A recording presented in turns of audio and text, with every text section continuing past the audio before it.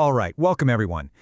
One of the biggest things I learned from my mentor, the great Greg Mankiw, is that economics is really all about making complicated things simple. And believe me, it doesn't get much more complicated than the economics of healthcare. So today, we're going to try and untangle that knot together. So let's just jump right in with the big question, right? Think about it. When you buy a cup of coffee or a new phone, it's pretty straightforward. You see a price, you decide if it's worth it. But healthcare? It's a totally different ballgame. The usual rules of supply and demand just seem to break. So what is going on? Why is it so different? Let's dig in. Okay, to really get a handle on this, we've got to start by recognizing that the healthcare market is, well, it's just built different. It's a unique beast. And here's what makes it so weird. Look at this. You've got third parties everywhere, insurers, the government, they're all in the mix. And you, the patient, you often have no idea what you actually need to buy, right? You just trust your doctor. Plus, the doctor gets paid by the insurance company, not directly by you. So instead of prices deciding who gets what, a lot of times it's just rules. All of this means that famous invisible hand of the market that economists love to talk about, yeah, it's kind of handcuffed here. All right, so let's grab our first major clue in solving this mystery. It's a big economic idea called externalities. Basically, these are just side effects or ripple effects, and trust me, they are all over the place in healthcare. So what's an externality? It's just when something you do affects someone else, but there's no money exchanged for it. The classic example is a beekeeper. Her bees fly over to the neighbor's orchard and pollinate the apple trees. The neighbor gets better apples, the beekeeper gets nothing for it. That's a positive externality. And in healthcare, these positive ripples are massive. And this is the perfect example. Take a flu shot. You get it to protect yourself, right?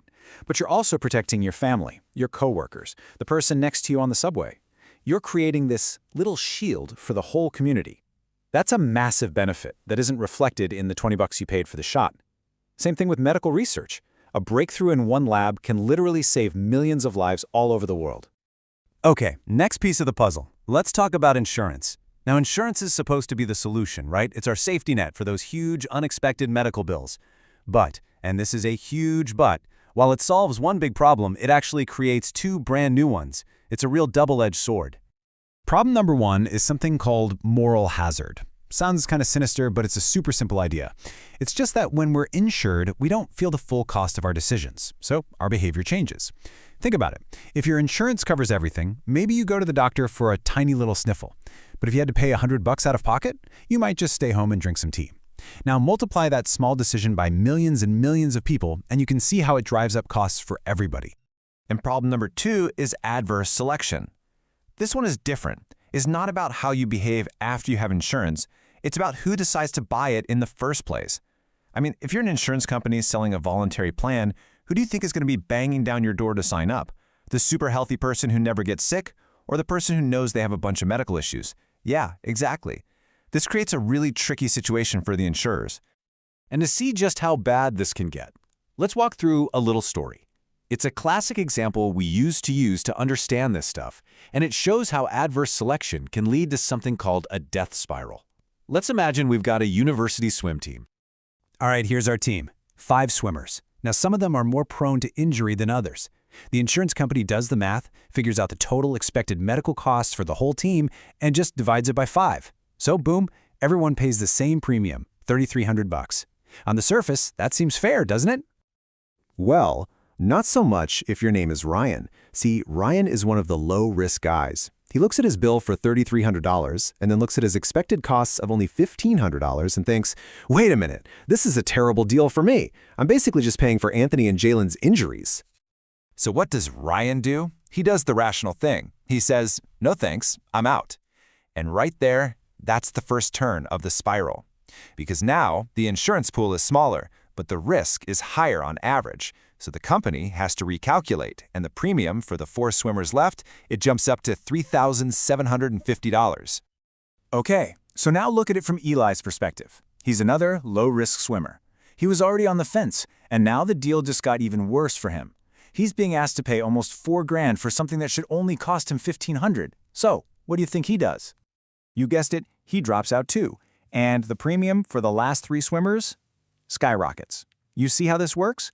Eventually, the only people left are the ones who are most expensive to insure, and the cost becomes completely unaffordable. the market just collapses on itself. And this isn't just some silly story about swimmers. This illustrates a fundamental, very real problem that makes health insurance markets so tricky. Okay, so now that we have these core economic ideas in our toolkit, externalities, moral hazard, adverse selection, let's shift gears and see how they actually show up in the real world. We're going to take a quick look at the U.S. healthcare system. First things first, let's start with the really good news. This right here is one of the greatest success stories of the last century. Just look at that line. We went from living to about 47 on average in 1900 to nearly 77 today. That's an incredible leap, a 30-year gift of life, thanks to modern medicine and public health. It's truly amazing. But, and you knew there was a but coming, all that progress has come with a massive price tag. The U.S. spends almost 17% of its entire economy, its GDP, on healthcare. And when you compare that to other developed countries like Germany or the UK, it's not even close. We're spending way more, which leads to the billion-dollar question.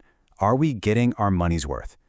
So why the crazy high costs? Well, a big piece of the explanation is this really interesting idea called Baumol's cost disease. Let me try to break it down.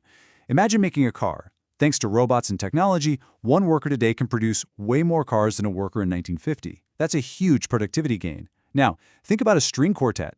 How many musicians does it take to play a Beethoven quartet? 4.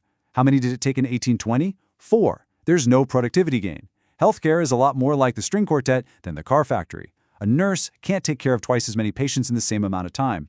But to keep that nurse from quitting to go work in a more productive industry, the hospital has to keep raising her wages. So costs and services like healthcare just have to go up and up. And check this out. This is another huge part of the story. Go back to the 1960s. If you got a medical bill, you were paying about half of it yourself, right out of your own pocket. Fast forward to today, and we're only paying about 10% directly. The other 90%, it's covered by insurance or the government. So we're insulated from the true cost. And when that happens, well, remember moral hazard? We're a lot less likely to question that extra test or that more expensive procedure.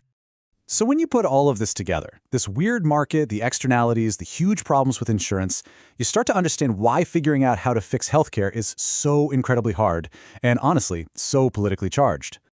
And really, the entire debate tends to split into two big camps, two very different ways of looking at the problem. On one side, you have the view that these market failures prove that healthcare just isn't a normal product. The solution from this perspective is more government involvement, maybe a public option or a single-payer system, to guarantee that everyone is covered. On the other side, you have the argument that government is already too involved. This view holds that the real solution is to bring more market principles into healthcare, more competition, less regulation, to try and drive down prices and increase efficiency. So I want to leave you with this one last question to chew on, a question that takes us all the way back to Ryan and Eli and the rest of the swim team. If you make health insurance voluntary, who's the most likely to sign up for it? And more importantly, what does that do to the price for everybody else? The answer to that question, really, is at the absolute core of this entire complicated debate. And I hope after walking through this, you have a much clearer picture of why that is.